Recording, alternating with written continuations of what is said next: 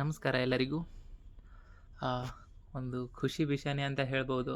ಏನಕ್ಕಂತಂದ್ರೆ ನಿಮಗೆಲ್ಲ ಗೊತ್ತಿದ್ದಂಗೆ ಈ 56% ರಿಸರ್ವೇಷನ್ ಅಂತ ಒಂದು ಕೇಸ್ ಏನಿತ್ತಲ್ಲ, ಸೊ ಆ ಒಂದು ಕೇಸಲ್ಲಿ ಹೈಕೋರ್ಟ್ ಒಳಗೆ ಒಂದು ಗುಡ್ ನ್ಯೂಸ್ ಕೊಟ್ಬಿಟ್ಟದ. ಏನಂದರೆ ಇನ್ನು ಮ್ಯಾಗ ರಿಕ್ವೈರ್ಮೆಂಟ್ ಮಾಡ್ಬೋದು ನೀವು ಅಂತ.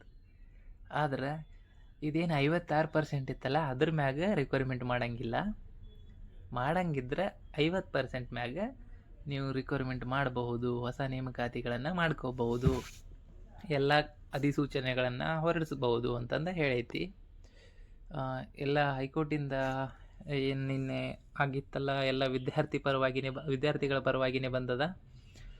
ಬಟ್ ಅದು ತೀರ್ಪು ಯಾಕೆ ಆಗಿಲ್ಲಪ್ಪ ಅಂತಂದ್ರೆ, ಈಗ ಆಲ್ರೆಡಿ ಬೇರೆ ಸ್ಟೇಟಲ್ಲೆಲ್ಲ 50ಕ್ಕಿಂತ ಜಾಸ್ತಿ ಪರ್ಸೆಂಟೇಜ್ ಹೋಗೈತಿ ಏನೋ ರಿಸರ್ವೇಷನ್. ಯಾಕಂದ್ರೆ ಇಂದಿರಾ ಸಾಹ್ನಿ ಕೇಸ್ ಒಳಗೆ 50%ಕ್ಕಿಂತ ಜಾಸ್ತಿ ರಿಸರ್ವೇಷನ್ ಇರಬಾರ್ದು ಅಂತ ಇತ್ತು. ಸೊ ಹೀಗಾಗಿ ಕೆಲವು ಸ್ಟೇಟ್ ಒಳಗೆ 50%ಕ್ಕಿಂತ ಜಾಸ್ತಿ ರಿಸರ್ವೇಷನ್ ಅದಲ್ಲ, ಹಾಗಾಗಿ ಅದು ಸುಪ್ರೀಂ ಕೋರ್ಟ್ನೊಳಗೂ ಒಂದು ಪೆಟಿಷನ್ ಅದ. ಸೊ ಆ ಪೆಟಿಷನ್ ಅಂದರೆ ಹೈಯರ್ ಕೋರ್ಟ್ ಒಳಗೆ ಇರ್ಲಿಕ್ಕಾಗಿ ಲೋವರ್ ಕೋರ್ಟ್, ಹೈಕೋರ್ಟ್ ಯಾವುದೇ ತೀರ್ಪು ನೀಡ್ಲಿಕ್ಕೆ ಆಗಂಗಿಲ್ಲ ಅಂತ ಅಂದ್ಬಿಟ್ಟು ತೀರ್ಪು ನೀಡಿಲ್ಲ. ಸೊ ಸುಪ್ರೀಂ ಕೋರ್ಟ್ ಒಳಗಿಂದ ಏನು ಆದೇಶ ಬರ್ತದೆ ನೋಡು, ಏನು ತೀರ್ಪು ಬರ್ತದೆ ನೋಡು, ಅದ್ರ ಮ್ಯಾಗ ಈ 56% ಡಿಪೆಂಡ್ ಆಗಿರ್ತದೆ. ಅಷ್ಟೊತ್ತವರೆಗೂ ಈ 50% ಮ್ಯಾಗೆ ರಿಕ್ವೈರ್ಮೆಂಟ್ ಆಗ್ತಾವ. ರಿಕ್ವೈರ್ಮೆಂಟ್ ಆಗೋದು ಮಾತ್ರ ಪಕ್ಕ ಆಗ್ತಾವೆ. ಯಾಕಂತಂದ್ರೆ ಎಲ್ಲ ಕಡೆನೂ ಸಿಕ್ಕಾಪಟ್ಟೆ ವೇಕೆನ್ಸಿ ಖಾಲಿ ಅದಾವ. ಈಗ ಭಾಳ ಅಂದ್ರೆ ಒಂದು 15-20 ದಿನದ ರಿಕ್ವೈರ್ಮೆಂಟ್ ಆಗ್ತಾವ.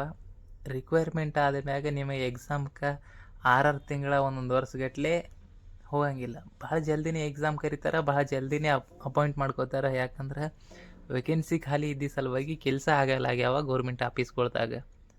ಹಾಗಾಗಿ ನೋಡ್ರಿ, ಭಾಳ ಚಂದ ಓದ್ಕೋಬೇಕೀಗ.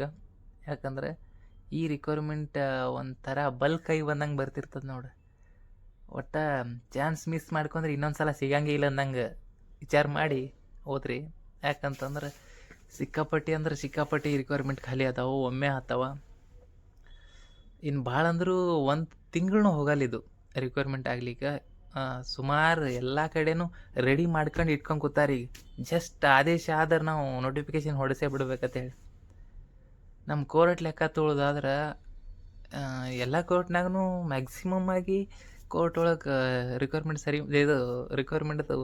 ಚಾಲೂ ಮಾಡ್ಲಿಕ್ಕತ್ತಾರ. ಮತ್ತು ಇಲ್ಲಿ ನಮ್ಮ ಸಿಟಿ ಸಿವಿಲ್ ಕೋರ್ಟ್ನಾಗೂ ರೆಡಿ ಮಾಡ್ಲಿಕ್ಕತ್ತಾರ, ಲೋಕಾಯುಕ್ತೊಳಗೂ ರೆಡಿ ಮಾಡ್ಲಿಕ್ಕತ್ತಾರ. ಭಾಳ ಅಂದ್ರೆ ಇನ್ನೊಂದು 15 ದಿನದಾಗ ನೋಟಿಫಿಕೇಶನ್ ಬಿಡ್ತೀವಿ ಅಂತ ಹೇಳಿಕತ್ತಾರ. ಮತ್ತು ಬೇರೆ ರಾಯಚೂರು, ಗುಲ್ಬರ್ಗ ಎಲ್ಲ ಕೋರ್ಟ್ನಾಗೂ ರಿಕ್ವೈರ್ಮೆಂಟ್ ಮಾಡ್ತೀನಂತಾರೆ.